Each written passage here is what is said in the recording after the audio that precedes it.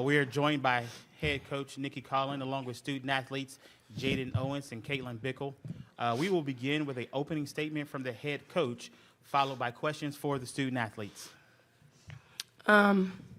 If we could have ended the game at 25 minutes in, I think it was a really, really good battle. Contrasting styles and similar at the same time. Obviously they won the battle of the paint. I thought when Aaliyah Edwards picked up her fourth foul that would be a momentum changer for us. Ironically, it was the opposite. Aubrey Griffin came in and to me was the difference maker for them.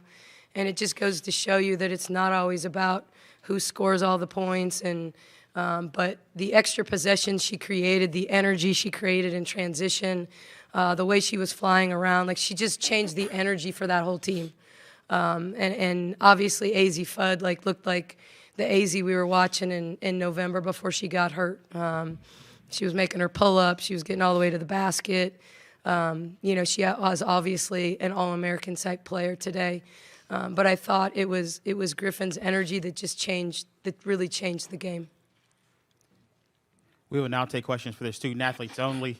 If time allows, we'll follow up with any virtual questions. For the in-folk people, please allow for the microphone to be handed to you to ask your question. Identify yourself and your affiliation. Jerry Hill, Baylor Bear Insider. Jaden, can you talk about that first quarter and just kind of what got you guys going? Y'all were obviously making some three-pointers.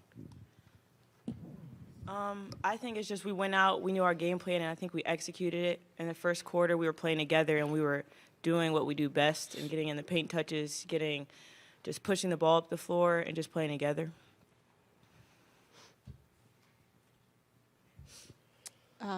For either of you, what did you feel was like the difference? Can you please state your name and your affiliation? Alexa Thank you. Philippou, ESPN. What did you feel like ended up being the difference in the game? Did you agree with Coach that it was like Aubrey Griffin, AZ Fudd getting shots off, or how did you feel the game shift as it went on? I think honestly a lot of it was turnovers. A lot of it, there was some times where they went on runs where they got fast breaks, and that was one of the things that we didn't want. Like she said, offensive rebounding, they got some chances where it was wide open threes for them. There was just some missed assignments from us that we went over, and we just weren't as locked in as we needed to be on some of those. And they were hitting shots. They're a great team, and when they got their open shots, they were making them. Pat Eaton-Robb from the Associated Press. Jaden, can you talk about your three-point shooting as a team? 14 against Alabama, 12 today, and was that kind of the game plan going in? You knew that they had the advantage inside? We have great shooters on the team. I feel like everybody can shoot the three, so I wouldn't say exactly that's our game plan. Our game plan was just kind of to get our paint touches and just execute whatever play that is that Coach Nikki wants us to run. And if it's an open three, we're going to take it. I don't think we don't want to live and die by the three, but Jamie, Sarah, they were really on, and that's what we wanted to keep going with. Any more questions for the student athletes? Caitlin, obviously they had the size advantage inside. How difficult was it inside with all of that size and how physical they were?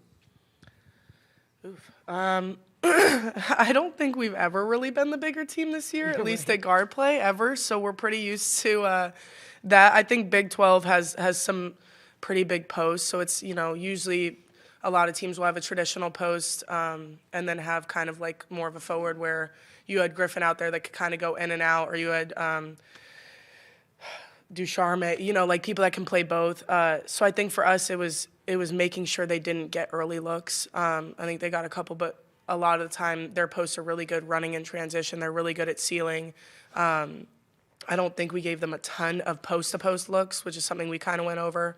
But I think they just had so many more paint touches than us, whether it was guards, posts, and they were so effective doing that against us, and that's usually what we're really good at. And unfortunately, they just did that better than us.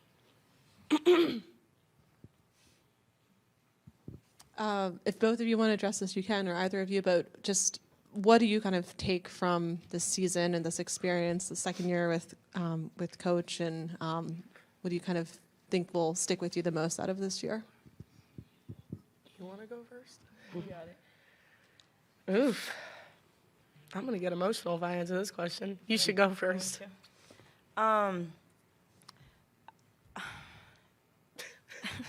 Having faith, I think, one, playing for a God-fearing coach is one of the best things I can say for this organization. That's one. And two, just embracing the moment we're in. I think we have been doubted the whole season, the past 2 years since she's been here. And I think it's just all we have is ourselves. And I think that's something that we've realized and that we've really wanted to just stick with. All we have is our coach likes to say, don't point our guns at each other, but point it at the other team, just simply because all we have is each other. If we're together, that's all we need.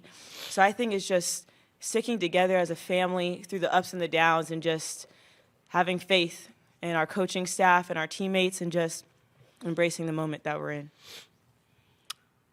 For sure. Obviously, I was here in the Coach Kim Mulkey era, so it was just very different. And I'm glad I stayed. I'm glad that I got the opportunity to be coached by her. Oof. Sorry, emotional person. But yeah, it was fun. You know, I think last year we still had a very similar team. This year we got the chance to get a lot of new players. We went through a ton of obstacles that we didn't think we were going to have to face. I could tell you no top like Power 5 conference team. I feel like that's pretty successful is playing 2 freshmen. Props to them. They're going to be incredible players. And so many people had to step up this year. You know, we had an All-American last year that was probably averaging 25 to 30 points a game, was getting a double-double every single game. You know, we ran pretty much a lot of offense around her. Like, a lot of plays we did were for her. And this year, so many different players like Jamie, Sarah, Jade, and me, all of us had to step up and make a team effort. So I think, like she said, it was always us against the world mindset for us this year. Thank you, ladies. You're free. Thank you.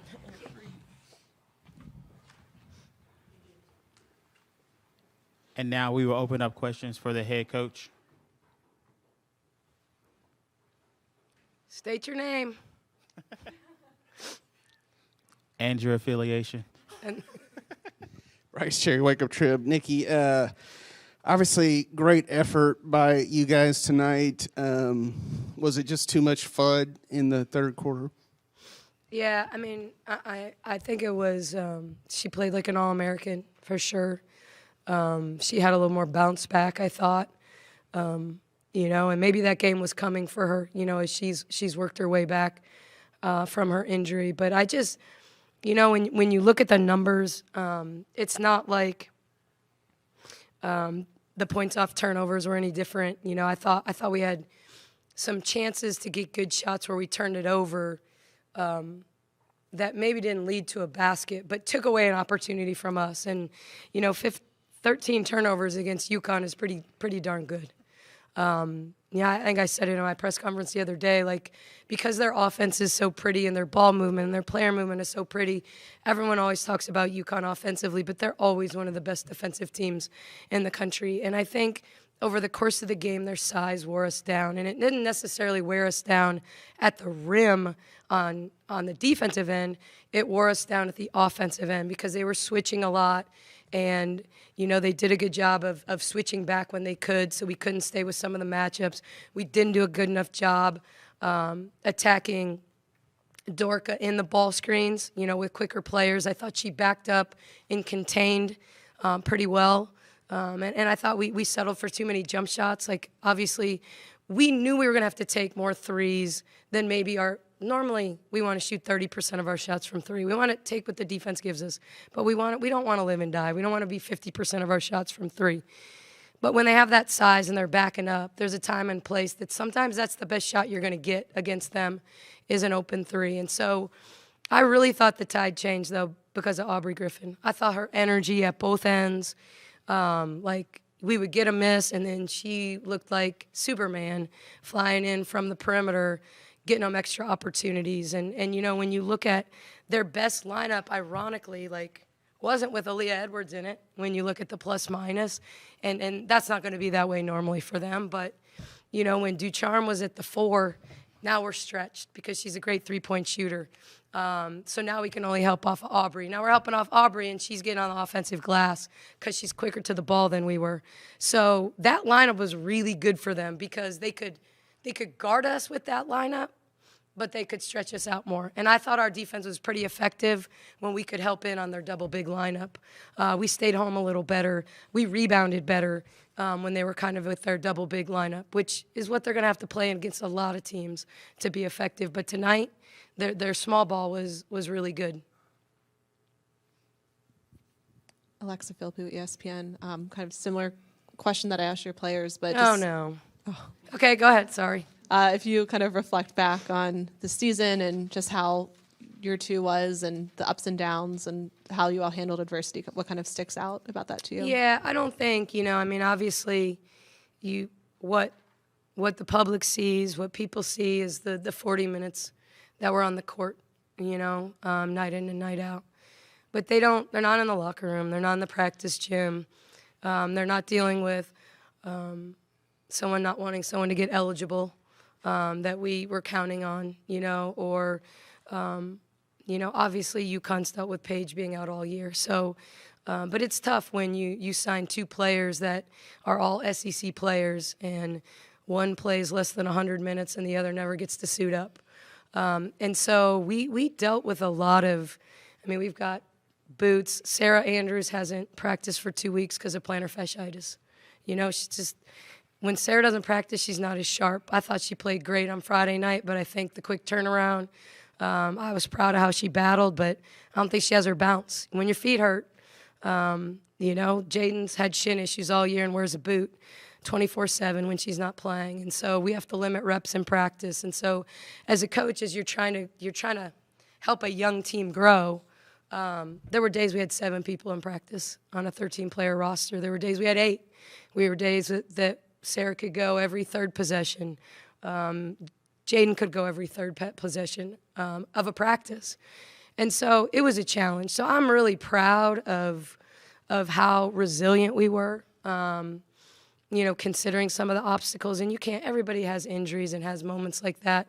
But you're talking about 2 all-SEC players, and it's not the same as I don't know that UConn has a player on their bench that wasn't a McDonald's All-American. And so because of that, they even when they have injuries, they're still, playing 5 All-Americans or 4 All-Americans and one that was the player of the year at Fairfield, who's a pretty dang good player. So we battled. And Caitlin, she's so special. Like, she is our safety, our quarterback. She runs our team. She can run every position on our floor. She's the best communicator on our team. She's stubborn as heck. Nobody I've ever coached plays more for the name on the front of her jersey than Caitlin Bickle. Nobody. She cares about winning. And for 3 years, she didn't play, and she cheered on her teammates. And for 1 year, she was a role player that helped us win games. And for 1 year, she was an all-conference player. And I'm glad that she was able to kind of get to the point where she was more than Kalani's backup, more than Melissa's backup, and kind of showed the world how good she actually is. So, our seniors, Jamie Asbury was the first kid to say yes to me as a head coach in the collegiate level. I say Jordan Lewis did, but she kind of had already found an apartment. But Jamie was the one that, obviously she came to win a championship, but she had to believe that I could lead her to a championship, lead the team to a championship. So those guys, I'm a big believer, and it's so easy for coaches to want to give a pep talk in the locker room after a game to the young kids about what that meant and coming back, but I just don't believe in that. I believe the last game is about the kids that'll never be in that locker room again. I'm just super lucky to have coached Jamie Asbury and Caitlin Bickle. Coach Pat from the AP again. If you could just take a forward look, where did you expect your program to be after 2 years, and where do you feel it's going from here? I think when you everybody knows like the coach that takes over for Gino has got a tough task. When that day comes, if it comes, but it was about it was about culture. It was about saying this is who we are and this is how we're going to do things and this is who I am and how I'm going to do things.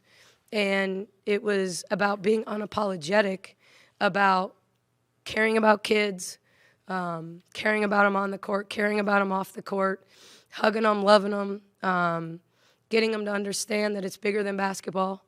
And at the same time, you know, anyone who knows me really well knows there's not a more competitive person on the planet. I'm not saying there's people that aren't equally as competitive as me, but I don't like to lose. I believe I can coach against anybody in the country. Like, I don't have confidence issues. You know, I thought we went toe-to-toe with maybe the best coach that's ever been in women's college basketball, and I know that's debatable and this and that, and I'm not trying to start anything here.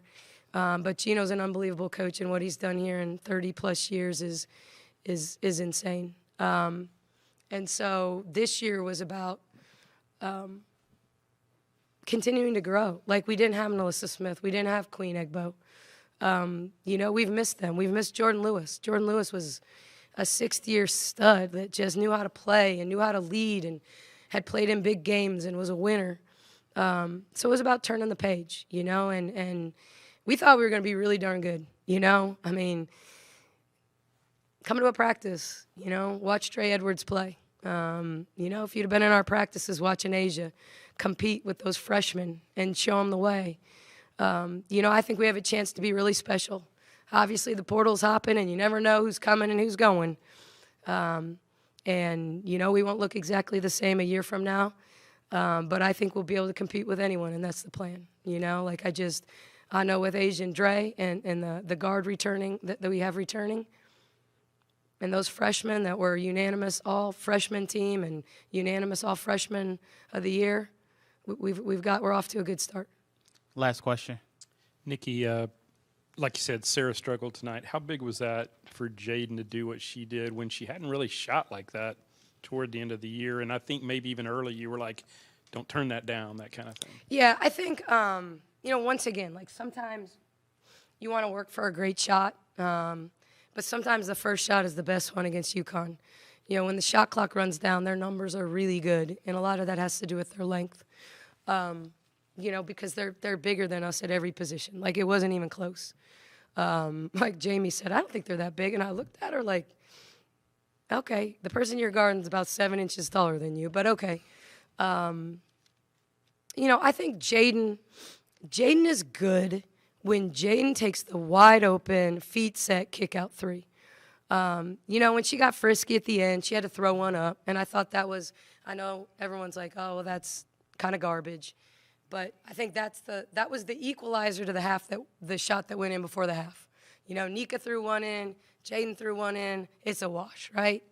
You know, Jaden doesn't make a lot of step-back threes, but Jaden is a capable catch-and-shoot three-point shooter when her feet are set and people aren't closing down on her.